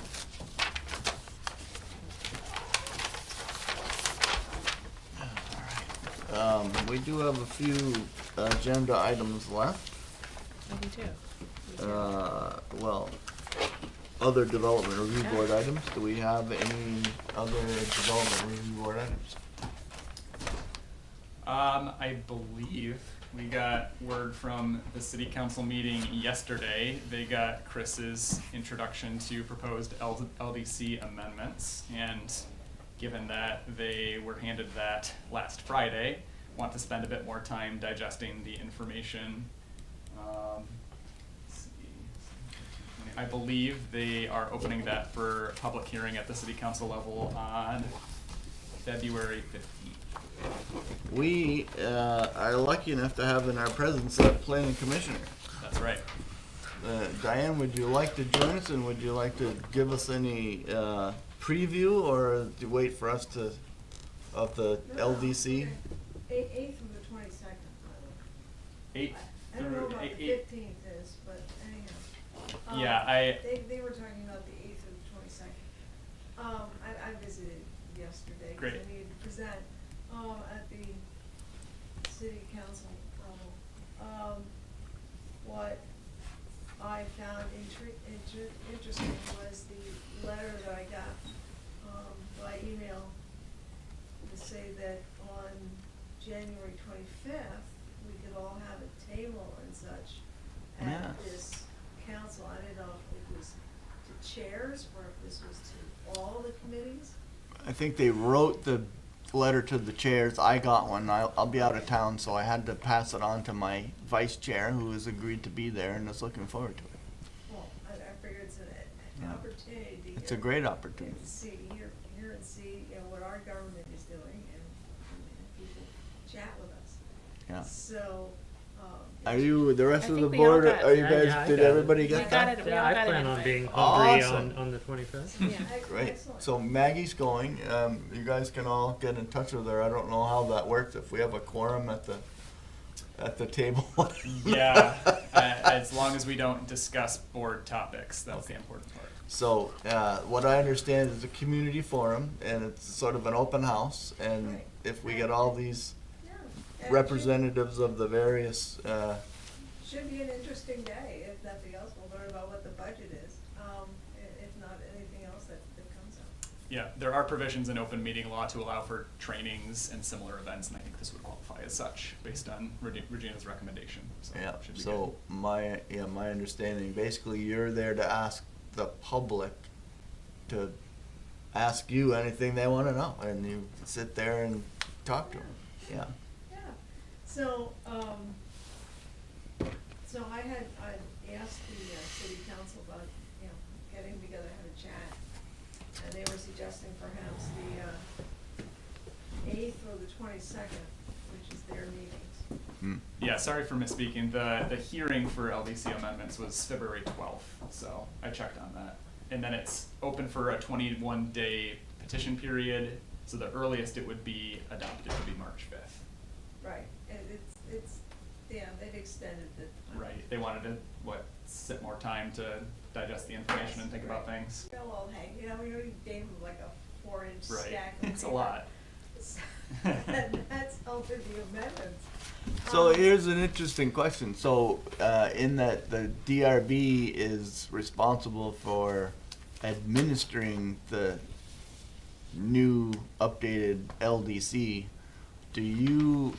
does the planning commission train us, or how Well, does that's one of the- how do we pass the? I'm not sure how that's working. That was one of the things I was going to say, that perhaps we're going to have a planning commission DRB to say, hey, how is the current stuff working? Yeah. Okay, because I don't know how. We talked about this before We we talked about- separated, right? Yes, There, well, let's see. how do you do a feedback loop Well, if you're we not need the to do a same group? feedback loop, because Yeah. I, as a planning commissioner, would really like to know how it's working. Okay, once we've gotten this written, how's it working? Because that was always my discussion as a planning commissioner with zoning, was how many variances are you doing? Okay, Yeah. should there be things that we're changing, so that you're not creating so many variances? Well, tonight was a good lesson in that, because when the initial application came through, I thought there's just too many variances. And they actually redesigned enough to get rid of some, 2 or 3 of them, which really helped. And the ones that were remaining were, it seemed like you had an option to take the full force of the code book and slam it on something that would be like hitting a fly with a sledgehammer. That's not really what we meant. And so, I only have the connection back to it from my time as a planning Right. commissioner. So, for others, there's still more education to do that. It's like, what did you really mean when you wanted a 15-foot buffer to multifamily? And what I think it means is the person in the single-family home having a 3 or a 4 full stories, not 2.5 or whatever, but a big building built next to them. That's Well, things. which we've seen. You will see when the resultant discussion happens, Yeah. that a lot of those rules are changed because, one, The state law. Okay, is driving a lot of this. Yes, State law. I'm not happy about that either, but We gotta deal with what we got.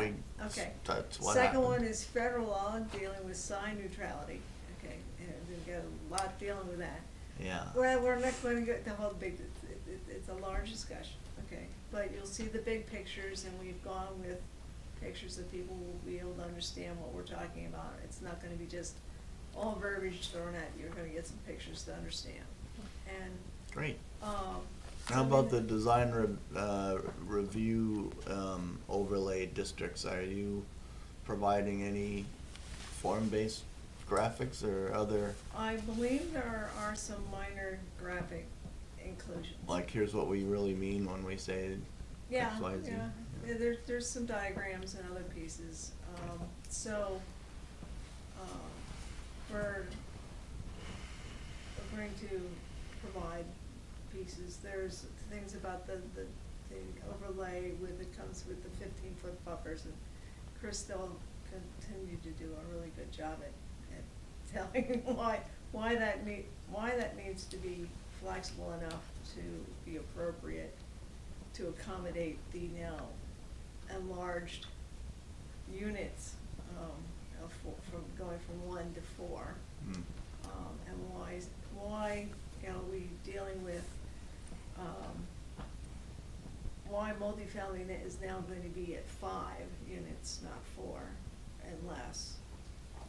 And so that should give a little more elbow room as to allowing, because that was one of the pieces I have asked for the last year is, are we doing this justice? Are we making this fair? Now that we have these things and we have to do them, how can we make them accommodating to, make a project work? So Chris has got a very interesting thing about, okay, so you can put 4 units in one building, but you can't have 2 units in each 2 buildings, because it Yeah, and Chris- I mean, He was we're here still working. he was here last month, and at the end of our meeting presented the That's right, amendments yeah, to okay. everyone. So it's Yeah, but still a I thematic think discussion.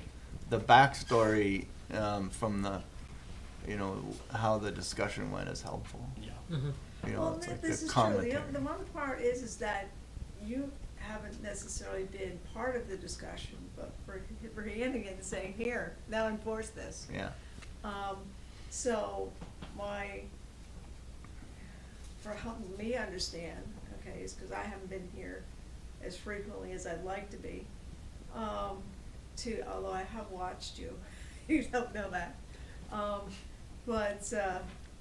Well, okay, I mean, it's like, here's my project, and I flop it on the table and say, here, and then I'm not here to find out, it's sort of like, Well, you can, if you've watched this and you've seen us make certain rulings, and we've had a fairly interesting and I'll say challenging set of, right off the bat, day one, the first couple of meetings are doozies. It would be, if you have comments on the way that the DRB handled some of those decisions and applications, it would be part of a learning curve for all of us to say, I will how say did that- you get here from, I will say that yes, the learning curve is getting much better, okay, as to what is it that I handed you, okay, and how do I get comfortable with how I feel about this and how it's affecting the city. yeah. And I have seen that you're getting comfortable with there. So now my next part is, these new amendments are gonna make you uncomfortable or more comfortable, depending on your point of view. And it's, as to someone who's writing, okay, and you are enforcing those written things, did we get it right? What more do we need to do? It's, and, as I bump into neighbors and whatnot, it's, did we get it right? And somebody says, well, hey, I heard about the VFW sign, and I said, well, that's enforcement's actually happening. So it's scary when it happens. But you get comments about enforcement actually happening because change has occurred. And so they notice the change occurred, and, but they're not gonna notice change has occurred until they put the shovel in the ground, in this case. Although I'm sure the neighbors who were living across are going to be watching this, because they literally have to, it's across the street. Yeah, it's always tough to see the construction process itself is difficult. You've got big equipment and you've got people digging and shaking the ground, and you know, it's dusty and muddy, and you know, Oh, yeah. hammers and It's- whatever. It is. It's disruptive. But, you know, it's, one case, it's kind of like having the neighbors reply and say, the church is allowing water to leave their property, but the church was built before the regulations about keeping water on site. But now with the stormwater utility, on the other hand, will now possibly force the church to do the right thing. Because you don't get excluded for being a nonprofit or anything else. It's everybody, including the schools. I hear a lot from schools still about the fact that they're not happy about the stormwater thing. But it's being applied evenly, and that's all I could ask as a taxpayer, is that things are being applied evenly. So, but I think at some point we need to have not just me come visit and have a short chat. I will say that the DRB practice of having the variances incorporated into the project review is challenging, because we didn't write the rules either at this point. Right. And we have to determine both whether to grant the variances and how the project overall works. So in a way, as a one decision-making body, it is very efficient that way, but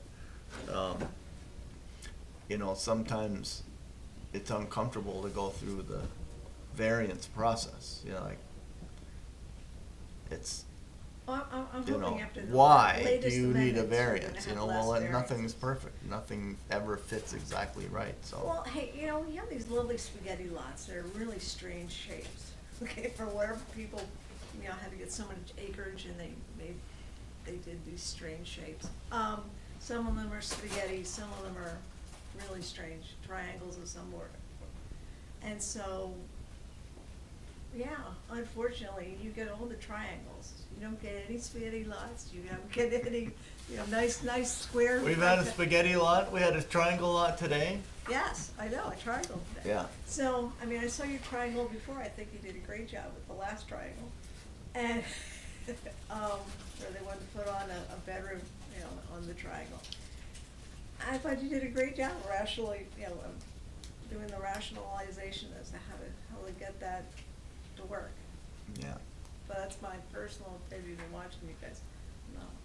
So, but. It if feels you- like the pendulum is swinging towards making it easier to build housing. And I think, you know, this differentiation between single-family home and duplex and triplex and multifamily it's a sliding scale, and the various impacts are as much about who's actually living there as they are about planning properly for, you know, buffering and screening. Well, you know. the other part that's also interesting from my chair is that Kristen gets to go visit with everybody else in the county. And I think at some point in time, my board needs to speak to Kristen, to find out what's going on, because what the DRB is gonna be doing is, of course, what we have written, but we get told by the CCRPC, Yeah. here, by the way, here. This is what you get the gotta next do. one, Yeah. here, you know, PC, have this one. And so, well, so it's not just state law, here, have this pamphlet, it's those guys too. Yeah. And I think we need to be more aware of Are you on the what's coming. CCRPC? Yeah. Yeah, she is. And I sent an email to Regina Um, asking, like, do you want me to tell you what I've been listening to? I personally would love that. I mean, feel I was like- sort of like, I'm Yeah. here, and I'm. I'd love to know yeah, what you're up to, yeah. because it's Yeah, I mean, I'm really reinforcing just what I listening. need I to don't do. know, but but it is fascinating. Well, yeah, especially because a big project for Planning Commission this week, as Diane's speaking to, is the future land use map for the county, which is Yeah. going to dictate where Act 250 exemptions will Yeah, exist. well, that's what they're talking Yeah. about, and they're Like talking I about said. housing. I mean, but it's So, interesting hearing You know, it. it goes downhill. Yeah. No, it's always as I get this, you know, it's like, yeah, and then the next part is we write more amendments. You know, and then there, of That's course, there's a interesting. comprehensive plan eventually, which needs to start in the next year or so that it has a timeline to be able to be approved. I think it's the most interesting hearing what the other towns are doing. It's really, I bet. yeah, and I think some of them are doing a good job, like can imagine, Williston, yeah. you know, with housing. And Oh, it's all sure. about, I mean, most of the meetings I've been to are Yeah. all about housing and how everyone's doing it, and then Act 250 is, and how it's gonna be implemented and the whole, yeah. So, you know, I guess in my case, I don't wanna just keep handing you stuff. I like to know what you think about it. And, you know, it's sort of like, if I keep telling you, we're having spaghetti for dinner, and you say, I want something else, okay, well, you gotta talk to me, cause otherwise, Yeah. you couldn't have spaghetti. Is there a red line version of the LDC available to the DRB members for comment? I believe it's online. I can double check, but if not, we can certainly make that available. Yeah.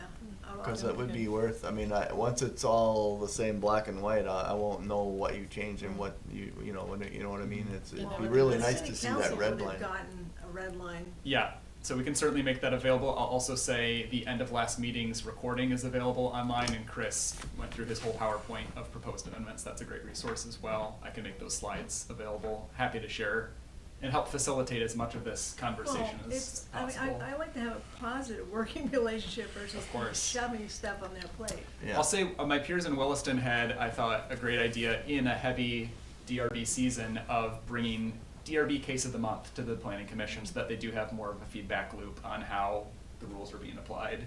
We had a lighter summer for applications, but I think this could be useful moving forward to consider.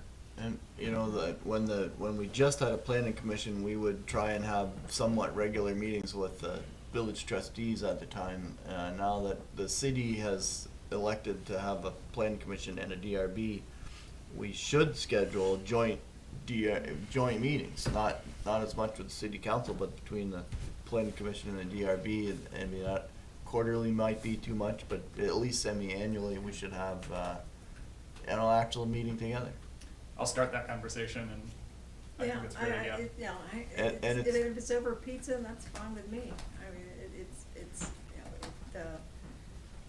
make it a working workshop as opposed to. You know, maybe we should each keep our top 5 list of, you know, things that we wish were being addressed that are hard for us to handle. Like, Well, it used to be PUDs and stuff, and I think those we haven't seen one in a while, but those are coming along. But we have seen the things that have made me the angriest recently are buildings that were very public, very prominent, that were not eligible for design control, and we weren't able to contain what happened on site. And I think the latest expansion of design control has gone on the major arteries has gone a long way to hoping that we can prevent that. But I've heard nothing but I've heard a lot of comments which pale compared to what I think myself. But it's those are the kind of things that are becoming more and more important for us to be able to answer the people of the city of Essex Junction on what's going on. Well, how did that happen? You don't want to hear them say that. How Well, did that you don't happen? want to hear them say that, but on the other hand, I keep saying, well, you can write me a note, send me an email. You don't necessarily have to show up. I mean, here, the gentleman showed up on here, and somebody else wrote you a note. It'd be nice to get notes. Do you get Okay. any participation Uh, at the planning commission? Let's see, my entire year, that many people, the entire year. So, and we got some interesting comments, but,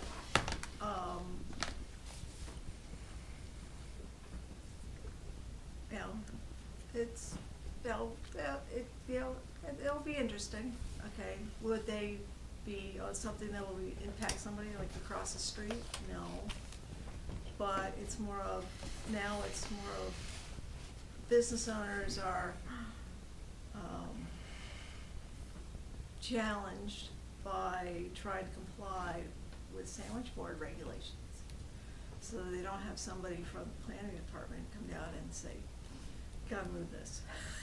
Okay. That's been going on for a long time. I know, but the thing is that these guys have actually been enforcing, and I've heard about it.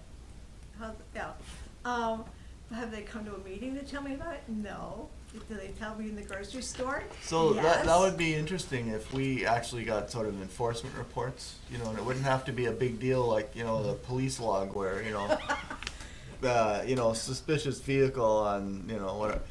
It could be, you know, sandwich board removed from, you know, we don't really have to care the details, but it would be, you know, we struggled for years and years without having what we felt to be adequate enforcement, which is why I'm kind of heavy-handed on saying, you know, we're going to enforce or at least watch this, because once it leaves our desk, we don't get to do much. People ask me, how come something, you know, and I say every time I've opened my mouth, I've been told, you can't say anything, you have to tell them to go talk to Right. somebody. And so if there actually is enforcement going on, I want to say first, thank you. And, you know, that everyone should be required to play by the rules and to meet the definition of what those rules are, and not get away with stuff that, you know, is improper. So, I like to hear that. It would be nice to know what's actually happening, but I don't know what that means yet, you know, like, does that mean the 5-story building, you know, that got built sort of somehow, like, that's not what got approved, by the way. That 5 stories was not in the drawings that got No, approved. that's the state law. And somehow a 5th story showed up. I Oh, don't. are you talking about Pearl Street, or are you Yes, talking about? I'm okay, talking. No, I'm yes. talking about No, Pearl that one, Street. that one, someone was liberal with their Well, architect. This one, on the other hand, I believe they got approval, correct? which Park one? Street? They have approval. Yeah. Are you? I haven't looked at elevations recently. Are you insinuating that they're building 5 stories? Oh, yes, they are building 5 stories. Well, You mean there the one are that's no. already Wait. there, or the one No, that's- There the are- one that's got the new basement. Oh, well, yeah, because that's, we have, Is it the affordable housing affordable provision? housing, Yes. yeah, Yes. yeah. That is allowable. That was Yeah. allowed, but you Yeah. see, the Pearl Street one, that one was, somebody was liberal with their architect. Correct. Yeah, there's some buildings on Park Street that are 4 to 5, but you might have had something to do with some of them, but they're not subject to the 4-story limit. They're outside the village center, and they still have a 6-story limit there. So you can have 6 stories. Well, no, that was kind of liberal. It's not liberal. No, the only place you can do 6 stories is down at Global Foundries and across the street from ADL. Those are the only 2 Left, so maybe left. that's different. Okay, they're the only 2 left. That, It was in it several. used to be quite a bit more, yes. Yeah, yeah. All right, so we see these are the things we're gonna need to know because, yeah. They used to be, yes, there used to be an up to 6, Yeah. but it was curtailed when people got excited and talked to the trustees. Michael, how does like enforcement work though? Is there an actual person in the city who's assigned to, I don't know, you tell me. How does it work? The answer is that it depends. I mean, Okay. we get notified of enforcement issues in a variety of different ways, whether it be resident concerns or Public Works noticing something. We then go through a process in community development to evaluate the severity of it and track it in a spreadsheet in terms of what action items were taken, what dates those items were taken. So bigger ones like sign enforcement, which has been a council level concern for some time now, are now coming to larger fruition. It just depends on the complexity of the issue, and I would welcome any concerns about the consistency of enforcement. If you notice patterns, I would say I would want those brought to my attention, to Chris's attention, so that we can make sure we are applying them in a consistent and logical, fair way. So, something like signs. This is something that we are asked often to enforce. So.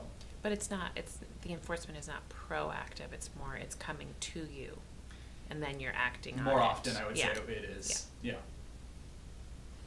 Whereas a lot of the building developments, they have some obligation or frequency of going out to view the site and just seeing if things are coming Yeah. along the way they're Yeah. supposed That's to. that's a great example. The 17 Park development that's being worked on, for example, we, during a staff site visit, noticed that the sidewalk was completely blocked off, and so worked with the developer to come up with a traffic diversion plan. So that'd be an example of a more proactive one. Yeah. All right, well, I think it's just about time to call it. Anyone interested in adjourning? I motion to adjourn. A second. All right, all in favor? Aye. Aye. Thank you very much, everyone. Thank you. Thank you for Mr. letting me Subject, know. you've been patient. Do you have other